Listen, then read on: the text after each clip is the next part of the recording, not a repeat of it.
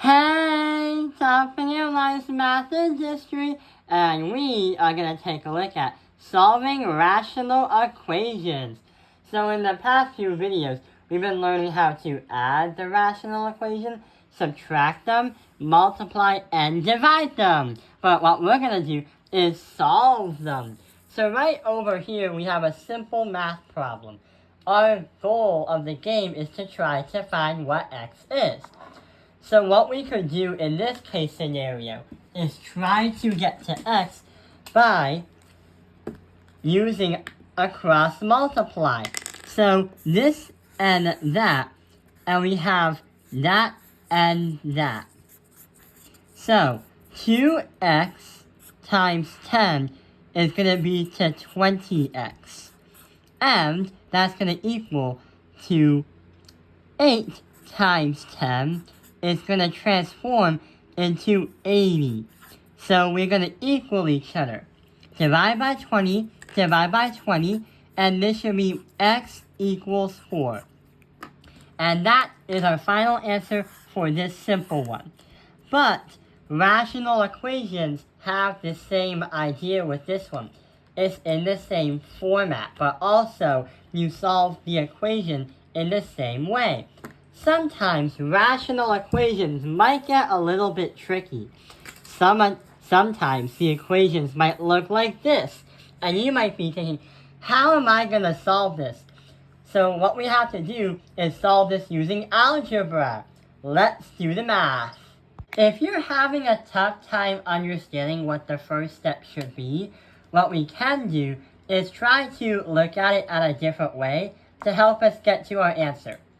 So we have an x and a 5, and we have a fraction of 14 divided by x. What can we do? Well, what we can do is we can put the x and the 5 as fractions and divide them as 1. Every time you have some kind of whole number, there's always going to be an invisible number 1 right there. So that is going to be our first step. We have an x, a 1, a 14, and an x. So what we can do first is try to get the left side to 1 factor, or not a factor, to 1 idea. We have two things. Let's turn it into one thing. So what we could do is we can transform this and that to get it to one fraction or one number, so it can easily tackle the other side. We can have x and the other x go together. So that x is going to be multiplied by that, and that is going to be multiplied by that. It will be easy, so we can get it to x squared over 1x minus the 14 over 1x. Since we have the same denominator and there's a subtraction sign, it allows us to use these two numbers, because when you have the same denominators, the numerators are going to have the same math, the same type of math you would use for normal math. You have an x squared minus 14. But the problem is, that is going to bring us to 5 over 1. And we can transform that into x squared minus 14 divided by 1x. We have a 5 over 1 coming in to join in the fun. But what can we do? How can we get the 5 over 1 to disappear and get in the fun? What we can do is multiply both sides, well, just this side, by the x's. The reason why is because this will go into the 5, and that x is going to transform into the 1. We don't need to do anything to the other side because there's just a 1x there, and we don't need to do anything right here. So we have, as an equation, x squared minus 14 is going to equal the 5x. We can subtract by 5x on both sides and get x squared minus 14, x squared minus the 5x minus 14. So now we have to factor it out. So let's try to understand what two numbers can multiply to negative 14, but also add up to negative 5. Well, negative 7 and 2 are really good factors because negative 7 times 2 is negative 14. But also negative 7 times 2 is going to add up to negative 5. So, x minus 7 equals 0. X plus 2 equals 0. If we add by 7, minus by 2, minus by 2, our final answer is x equals positive 7, and x is going to equal negative 2. And both are going to be our final answers. When you solve the rational equations, putting these two in here is going to help make the equation true. But there is one more problem. Sometimes rational equations get very, very crazy, and sometimes they get bigger, and bigger right over. So how are we going to solve this one if it's so massive? So what we have to do is try to use the math and the skills you learned from the last problem onto this one. So let's get started. The first thing that could probably catch your eye is this x squared minus 3x. What we can do is try to simplify and factor it down. We can transform that one into x parentheses x minus 3. So we can get rid of this one right here because it's not fully factored. Hey, guess what happens now?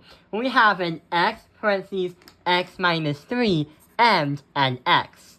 What we can do is, since that both have x's in them right here, we can have that x minus 3 be multiplied to that 3 right over there.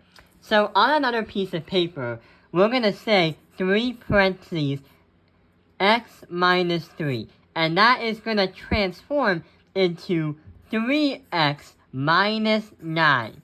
And that is going to consist of x parentheses x minus 3.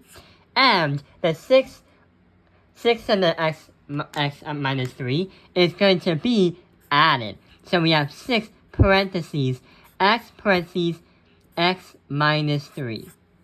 So we have this and that. Since they're the same denominator, we can have the 6 and the 3x minus 9 go together. So 3x minus 3 divided by x parentheses x minus 3. But there is one little problem. Oh yeah, the problem is still over here. Notice how there's an x minus 1 divided by an x minus 3. That's also something that we gotta deal with. So we have to equal that to x minus 1 over x minus 3. And turns out we have to kind of do the same process again. We have an x minus 3 and an x minus 3, but it's missing an x. In order to somehow get it to the same denominator, we have to somehow multiply by x over x. So this is going to go with this and that, and this is going to go with that. So the x is going to be multiplied with that. But what about this one right here? X parentheses x minus 1 is going to transform into x squared minus x. So now we have summed everything down to a simple algebra problem. The simple algebra problem is going to be easy because we have everything to the same denominator. 3x minus 3 equals x squared minus x. We need to get everything to one side of the equation. Minus 3x and plus 3. So x squared minus 4x plus 3. Now we have to factor it down. What two numbers can help us get to positive 3 and negative 4? Well, we can say 3 and 1 are going to be good factors, but